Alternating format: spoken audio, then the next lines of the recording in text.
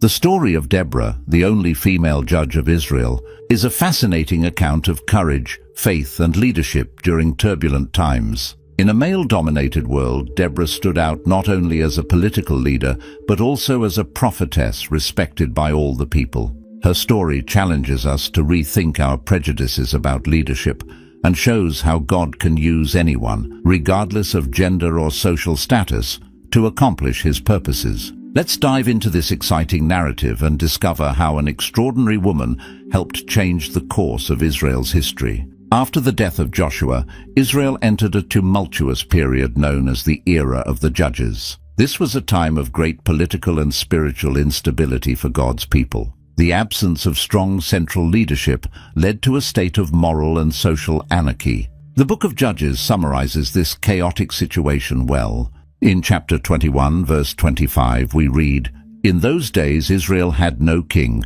Everyone did as they saw fit." During this time, Israel fell into a repetitive cycle of apostasy, oppression, and deliverance. The people would turn away from God, worship the idols of neighboring nations, and as a result, suffer at the hands of their enemies. In their suffering, they would cry out to God, who would then raise up a judge to deliver them. This pattern was not just a historical coincidence, but a direct reflection of the covenant relationship between God and Israel. The book of Judges clearly describes this cycle. In chapter 2, verses 14 to 16, we find a concise explanation of this pattern. In His anger against Israel, the Lord gave them into the hands of raiders who plundered them. He sold them to their enemies all around, whom they were no longer able to resist. Whenever Israel went out to fight, the hand of the Lord was against them to defeat them, just as He had sworn to them. They were in great distress. Then the Lord raised up judges who saved them out of the hands of these raiders. This cycle was not just a series of historical events, but a powerful testimony to God's faithfulness, even in the face of His people's unfaithfulness. Every time Israel turned away, God allowed them to suffer the consequences of their choices. Yet, He never abandoned them completely. When they cried out for help, God, in His mercy, always responded. It was in this context of apostasy and oppression that one of the most severe trials faced by Israel arose. The book of Judges provides details about this critical situation. In chapter 4, verses 1 to 3, we read, "Again the Israelites did evil in the eyes of the Lord, now that Ehud was dead. So the Lord sold them into the hands of Jabin king of Canaan, who reigned in Hazor. Sisera, the commander of his army, was based in Harosheth Hagoyim. Because he had 900 chariots fitted with iron and had cruelly oppressed the Israelites for 20 years, they cried to the Lord for help. Jabin, the king of Canaan, and his powerful general Sisera imposed a brutal regime over Israel. With a superior military force, including 900 iron chariots, they dominated God's people for 2 decades. This was not a light or temporary oppression. For 20 long years, the Israelites lived under the heavy yoke of the Canaanites. The iron chariots mentioned in the text were an advanced military technology for the time. They represented a significant advantage on the battlefield, especially against Israel's infantry forces. This technological superiority, combined with Sisera's strategic leadership, made the Canaanite army practically invincible from a human perspective. The Israelites lived in constant fear, suffering abuse and exploitation at the hands of their oppressors. The oppression was not only military, but also economic and social. God's people likely faced heavy taxes, restrictions on their freedom of movement and worship, and perhaps even forced labor. The situation seemed hopeless, and many must have wondered if God had forgotten them. It was at this critical moment, when hope seemed to be fading, that God, faithful to His promise, raised up Deborah as a judge and prophetess in Israel. The biblical text presents her in a unique and powerful way. In Judges chapter 4, verses 4 and 5, we read, "Now Deborah, a prophet, the wife of Lapidoth, was leading Israel at that time. She held court under the palm of Deborah between Ramah and Bethel in the hill country of Ephraim, and the Israelites went up to her to have their disputes decided. Deborah was an unprecedented figure in Israel's history. As a prophetess, she received messages directly from God and delivered them to the people. This spiritual role was crucial in a time when the nation had strayed so far from the ways of the Lord. Through Deborah, God was re-establishing a direct line of communication with his people, calling them back to the covenant they had neglected. As a judge, Deborah resolved disputes and made important decisions for the nation. This role combined legal, administrative, and often military aspects. The judges were more than mere arbitrators. They were leaders whom God raised to guide and deliver his people. The fact that Deborah was a woman in such a position of authority was extraordinary for the time, demonstrating that God can use anyone he chooses to lead his people. The palm of Deborah, mentioned in the biblical text, became an important place of judgment and counsel. This palm tree, situated between Ramah and Bethel in the hill country of Ephraim, was more than just a geographical point. It became a symbol of justice and the presence of God among the people. People came from all over Israel to seek Deborah's wisdom and guidance. Sitting under the palm tree, Deborah listened to the people's concerns and, guided by God, offered wise and just solutions. This scene reminds us of the importance of leaders being accessible. Deborah wasn't isolated in a palace or temple. She was available to the people, ready to hear their concerns and provide divine guidance. The respect and trust that the people had for Deborah were evident.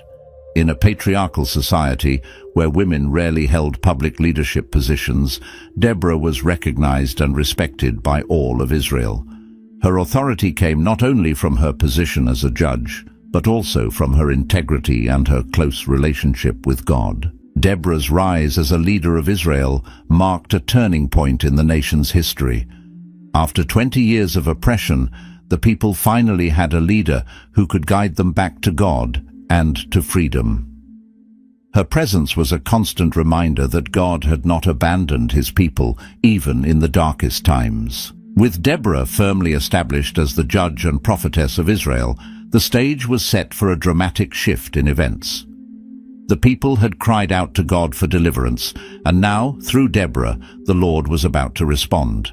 The book of Judges tells us how God initiated this process of liberation. In chapter 4, verse 6, we read, "She sent for Barak son of Abinoam from Kadesh in Naphtali, and said to him, 'The Lord, the God of Israel, commands you, go, take with you 10,000 men of Naphtali and Zebulun, and lead them up to Mount Tabor.'" This divine call, relayed through Deborah, marked the beginning of a new phase in Israel's history. God not only chose Deborah to lead, but also selected Barak as the military commander who would lead Israel into battle against their oppressors. Barak's selection was no accident. He was from Kadesh in the region of Naphtali, one of the areas most affected by Canaanite oppression. This meant Barak had a personal stake in the liberation of his people. Furthermore, as a native of the region, he likely knew the terrain well, which would be a strategic advantage in the coming battle. The divine plan, as revealed to Deborah, was clear and specific. Barak was to gather 10,000 men from the tribes of Naphtali and Zebulun. These two neighboring tribes were located in northern Israel, close to Mount Tabor, which would be the meeting point for the army. The choice of Mount Tabor as the gathering place was no coincidence. Located at the border of the lands of Naphtali, Zebulun, and Issachar, Mount Tabor was a strategic choice. Its height, around 588 meters above sea level, provided a panoramic view of the surrounding region, including the Jezreel Valley, where the battle would likely take place. Deborah continued to relay God's message to Barak. In verse 7 of the same chapter she says, "I will lead Sisera, the commander of Jabin's army, with his chariots and his troops to the Kishon River, and give him into your hands." This part of the divine message is particularly interesting. God not only promised victory but also revealed part of his strategy. The plan was to lure Sisera and his army to the Kishon River. This river, which was usually just a small stream, could become a dangerous torrent during rains. As we will see later, this played a crucial role in the battle. God's promise to deliver Sisera into Barak's hands was a guarantee of victory. However, this promise required faith and action on Barak's part. He would need to trust in God's word as delivered by Deborah and act on that trust by gathering the army and preparing for battle. Barak's response to this divine call reveals much about his character and the nature of faith. In verse 8 we read Barak's reply. Barak said to her, "If you go with me, I will go, but if you don't go with me, I won't go." At first glance, Barak's response might seem like a lack of faith. After all, he had just received a direct promise of victory from God. Why would he hesitate to go alone? However, a deeper analysis reveals a more nuanced understanding of the situation. Barak recognized the importance of Deborah's presence. As a prophetess, she represented God's presence and guidance for the people. Having Deborah by his side in battle would serve as a constant reminder to the entire army that God was with them. Additionally, at a time when spiritual leadership was as crucial as military leadership, Deborah's presence could inspire confidence and courage in the troops. Deborah's response to this request is equally revealing. In verse 9 she says, "Certainly I will go with you," said Deborah, "but because of the course you are taking, the honor will not be yours, for the Lord will deliver Sisera into the hands of a woman." Deborah agreed to accompany Barak, demonstrating her commitment to Israel's cause and her willingness to lead not just from a distance, but from the front lines. However, she also delivered a prophecy. The glory of victory would not belong to Barak, but to a woman. This prophecy is remarkable for several reasons. First, it challenges the cultural expectations of the time, where military glory was typically reserved for men. Second, it adds an element of suspense to the narrative. Who would this woman be? As we will later see, the answer to this question will be surprising. With the agreement between Deborah and Barak in place, preparations for battle began. Verse 10 tells us, "There Barak summoned Zebulun and Naphtali, and 10,000 men went up under his command. Deborah also went up with him." The task of assembling the army would not have been easy. After 20 years of oppression, many Israelites were likely demoralized and fearful. Gathering 10,000 men willing to face the powerful Canaanite army with its fearsome iron chariots required a great deal of courage and faith. The battle against the Canaanites was a pivotal moment in the history of Israel, marking the end of 20 years of oppression under the rule of King Jabin of Canaan. The confrontation between the Israelite forces, led by Deborah and Barak, and the powerful Canaanite army, commanded by Sisera, was about to begin. The book of Judges provides a detailed narrative of these crucial events. In chapter 4, verse 12, we read, "When they told Sisera that Barak, son of Abinoam, had gone up to Mount Tabor, this news of the Israelite mobilization took the Canaanite general by surprise, as he believed he had full control over the region. Sisera's reaction was swift and decisive. Verse 13 reports, "Sisera gathered together his 900 iron chariots and all his men from Harosheth Hagoyim to the Kishon River." This massive mobilization demonstrated how seriously Sisera regarded the Israelite threat. He was determined to crush the rebellion with the full might of his army. The 900 iron chariots were the pride of the Canaanite army and their primary tactical advantage. These war vehicles, advanced for the time, were feared for their speed, impact force, and ability to break infantry formations. For the Israelites, who fought primarily on foot, the prospect of facing these chariots must have been terrifying. The crucial moment of the battle is described in verse 14. "Then Deborah said to Barak, 'Go. This is the day the Lord has given Sisera into your hands. Has not the Lord gone ahead of you?' So Barak went down Mount Tabor with 10,000 men following him. This command from Deborah to attack was not just a military order, but a declaration of faith. She was reiterating God's promise and instilling courage in the Israelite troops. The phrase, "Has not the Lord gone ahead of you?" reminded the Israelites that they were not fighting alone, but that God himself was leading the battle. Barak's descent from Mount Tabor, followed by 10,000 men, must have been an impressive sight. The Israelite army, who had lived under oppression for so long, now marched boldly to face their oppressors. Meanwhile, the Canaanite army advanced confidently. With their 900 iron chariots and well-equipped troops, Sisera likely expected a swift and decisive victory. The valley below Mount Tabor seemed like the perfect battlefield to deploy the full power of his war chariots. However, what happened next caught everyone by surprise. Verse 15 describes, "At Barak's advance, the Lord routed Sisera and all his chariots and army by the sword." This statement attributes the victory directly to God, indicating that something extraordinary occurred on the battlefield. The narrative suggests that there was divine intervention that caused confusion in Sisera's army. Although the exact details are not provided, it's clear that something unexpected happened to level the playing field and give the Israelites an advantage over the technologically superior Canaanites. Many scholars believe that natural conditions played a crucial role in this battle. There are indications that a sudden storm may have occurred, turning the terrain in their favor. The Kishon River, normally a quiet stream, could have become a dangerous torrent with the sudden rain. If this was the case, the impact on the battle would have been dramatic. A heavy downpour would have turned the valley's soil into mud, making the iron chariots more of a hindrance than an advantage.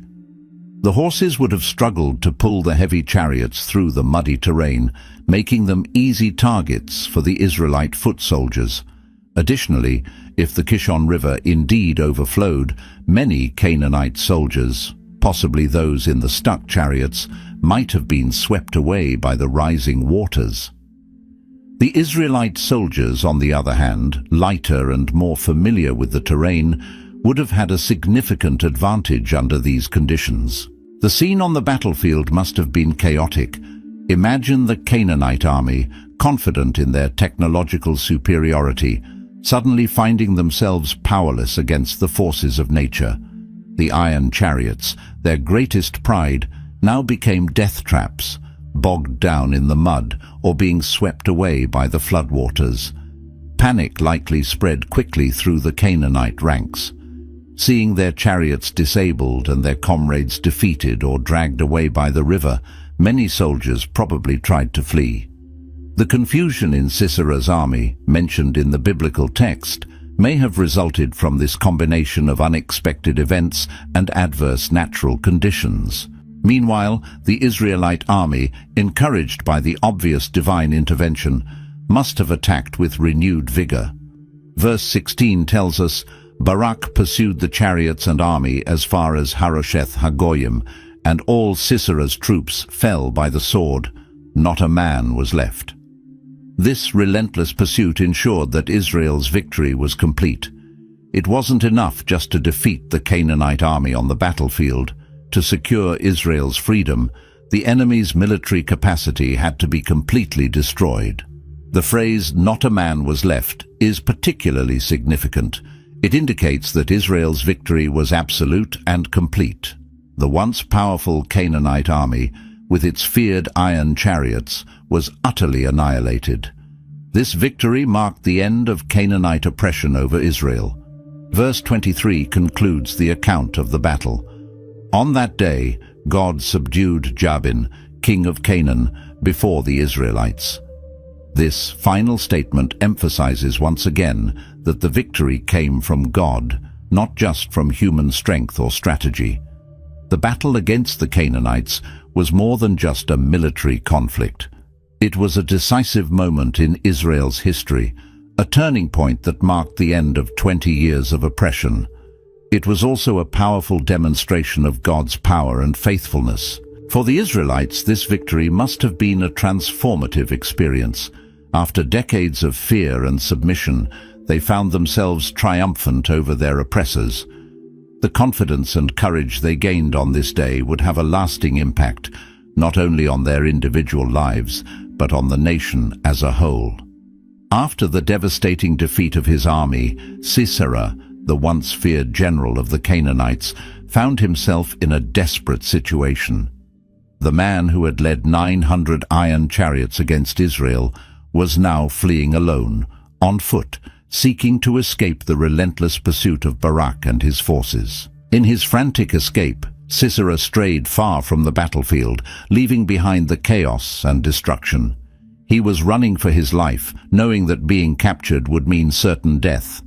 As he fled, Sisera must have reflected on the dramatic turn of events. Just hours earlier, he was confident of his imminent victory over the rebellious Israelites. Now, he was a fugitive, his army destroyed, his power undone.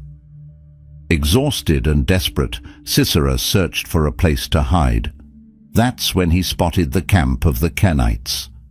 The Kenites were a nomadic people who maintained peaceful relations with both the Israelites and the Canaanites. Sisera knew there was peace between Jabin, the king of Hazor, and the house of Heber the Kenite. In his mind, this meant he could find safe refuge among them. Approaching the camp, Sisera saw a tent belonging to Jael, Heber's wife. At that time it was customary for women to have their own tents, separate from their husbands. Seeing Jael outside her tent, Sisera approached her, hoping to find shelter. Jael, seeing the Canaanite commander approaching, went out to meet him. She recognized him immediately and, realizing his desperate condition, saw an opportunity. Jael invited Sisera into her tent, offering him protection and rest.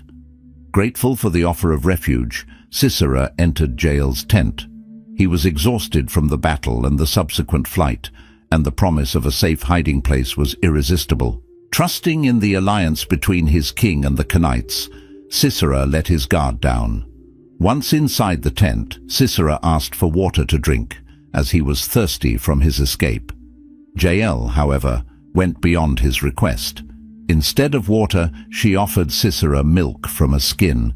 This additional act of kindness likely served to put Sisera even more at ease, convincing him that he was indeed safe. After drinking the milk, Sisera, feeling more secure and succumbing to exhaustion, asked Jael to stand at the entrance of the tent. He instructed her to deny his presence if anyone asked. Confident in his safety, Sisera then lay down to rest, quickly falling into a deep sleep. It was at this moment that Jael made a decision that would change the course of history. While Sisera slept, she took a tent peg and a hammer. Silently, she approached the sleeping general.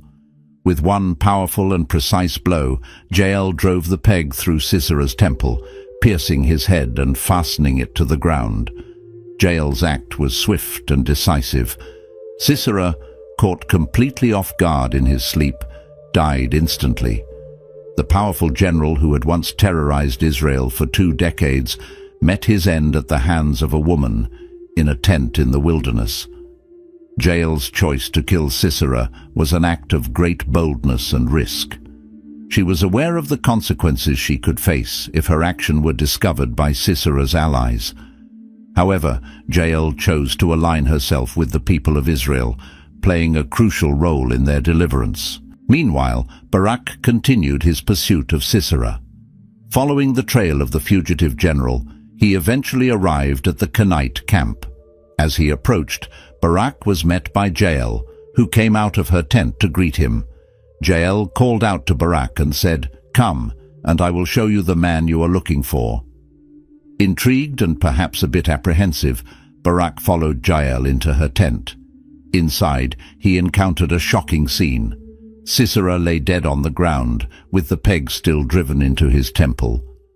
The sight of Sisera's lifeless body must have been a moment of triumph and relief for Barak. the man who had oppressed Israel for so long, the commander of the army that once seemed invincible, now lay defeated. And, surprisingly, his defeat had not come at the hands of a mighty warrior, but a courageous woman. This moment marked the fulfillment of Deborah's prophecy. Before the battle, when Barak hesitated to lead the army without Deborah's presence, she had declared that the honor of victory would go to a woman. Now this prediction was fulfilled in an unexpected way through Jael's actions. Sisera's death at Jael's hands was the final blow in the defeat of the Canaanites. With their powerful general dead, their army destroyed, and their iron chariots lost, Canaanite domination over Israel was effectively over.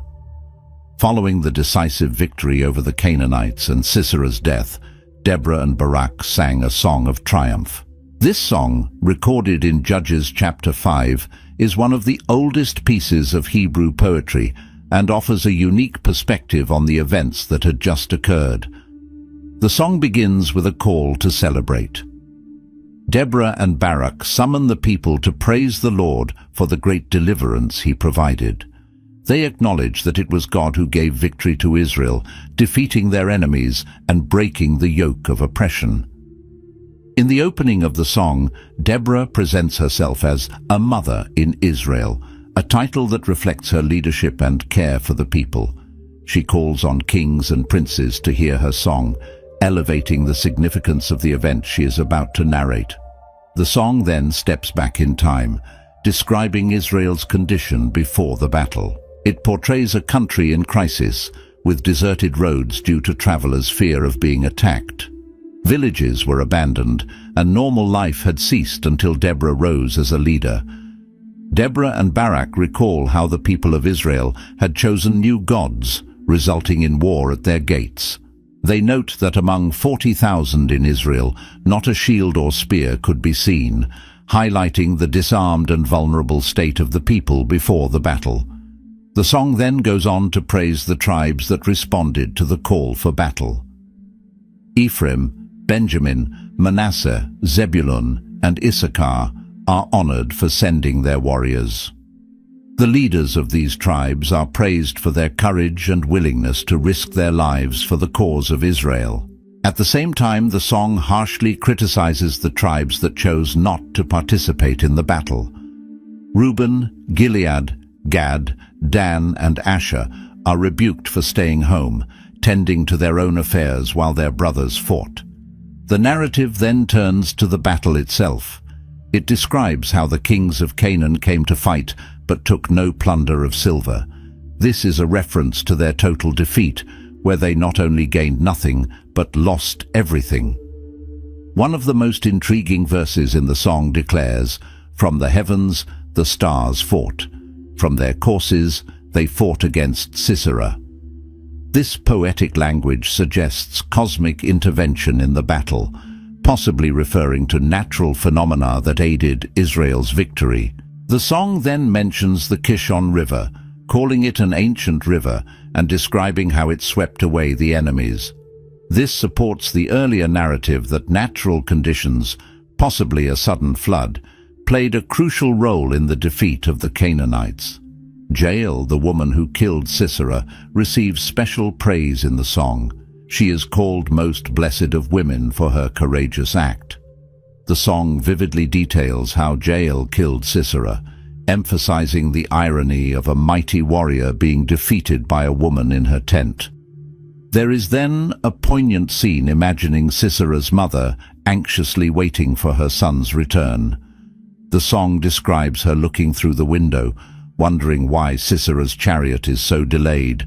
Her ladies-in-waiting try to console her, suggesting that they are merely delayed because they are dividing the spoils of battle. This scene serves to contrast the Canaanites' expectation of victory with their actual defeat. The song concludes with a powerful prayer. "So may all your enemies perish, O Lord, but may those who love you be like the sun when it rises in its strength." This final verse summarizes the central theme of the song, the Lord's victory over his enemies and the exaltation of those who follow him. After the song, The biblical text notes that the land had peace for 40 years. This period of peace was a direct result of the victory over the Canaanites and Deborah's leadership. The Song of Deborah and Barak serves several important functions in the narrative. First, it offers a poetic recap of the battle events, preserving the memory of this crucial moment in Israel's history. Second, the song provides additional details that are not present in the prose narrative. For example, it gives a clearer picture of which tribes participated in the battle and which did not, something not mentioned earlier. Third, the song serves as a theological interpretation of the events. It repeatedly emphasizes that the victory came from the Lord, not merely from Israel's military strength. This reinforces the central idea of the Book of Judges, that when Israel is faithful to God, He grants them victory over their enemies. Fourth, the song acts as a public celebration of the victory. It not only recounts the events, but invites the people to rejoice and praise God for His deliverance. This would help solidify the memory of these events in Israel's national consciousness. Finally, the song serves as a reminder for future generations. By being preserved and likely sung repeatedly over the years, it would keep alive the memory of this great deliverance, inspiring future generations to trust in God during times of hardship. The Song of Deborah and Barak is notable not only for its content, but also for its form. It is considered one of the oldest examples of Hebrew poetry we have, and its vivid language and powerful imagery make it an impressive literary piece.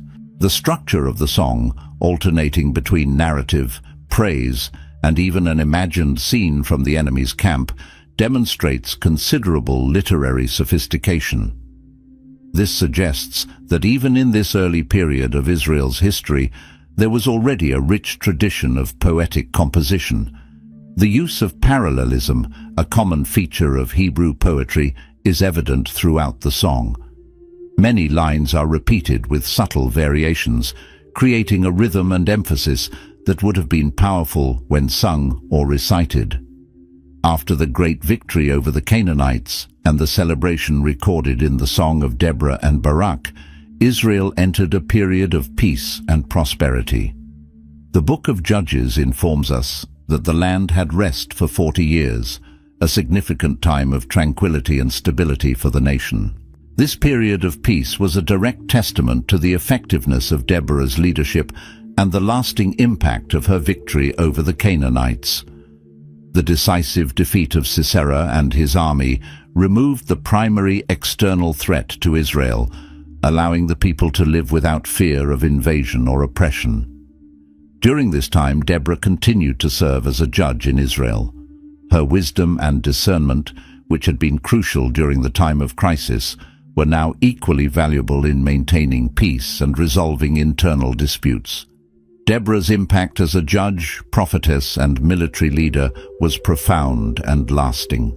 She stood out as a rare example of female leadership in a time and culture dominated by men. Her story served as a powerful reminder that God can use anyone, regardless of gender or social status, to accomplish His purposes. Deborah's influence extended far beyond her own time. Her story inspired future generations of Israelites, serving as a model of courage, faith, and wise leadership. The Song of Deborah, in particular, continued to be recited and studied, keeping the memory of her great victory alive. Deborah's success as a leader also set an important precedent in Israel. She demonstrated that effective leadership comes not from physical strength or military power, but from wisdom, faith, and the ability to inspire and unite the people. This model of leadership would influence future leaders in Israel, including kings and prophets. The period of peace that followed Deborah's victory allowed Israel to strengthen as a nation. Without the constant threat of invasion, the people could focus on agriculture, trade, and the development of their communities. This time of prosperity and security was a testament to God's blessing on the nation when they followed Him faithfully. However, As the book of Judges repeatedly shows, this peace would not last forever. Eventually, a new generation would arise that did not know the Lord or the works he had done for Israel. The cycle of apostasy, oppression, and deliverance would begin again. Despite this, Deborah's legacy endured. Her story continued to be told, her song continued to be sung, and her example of faithful leadership continued to inspire. She became an iconic figure in Israel's history, a woman who rose up in a time of crisis and, through her faith and courage, changed the course of her nation's history. Deborah's story teaches us several important lessons. It shows us that God often chooses unexpected leaders to accomplish his purposes. It reminds us that true strength comes from faith and obedience to God, not from military or political power. And it encourages us to rise up and act with courage when faced with challenges, trusting that God will be with us.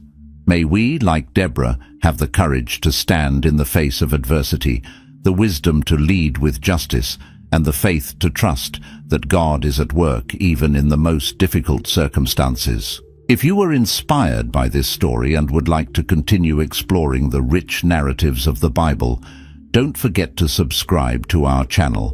By subscribing, you will receive notifications about our upcoming videos, where we will continue to uncover the fascinating stories and lessons of Scripture.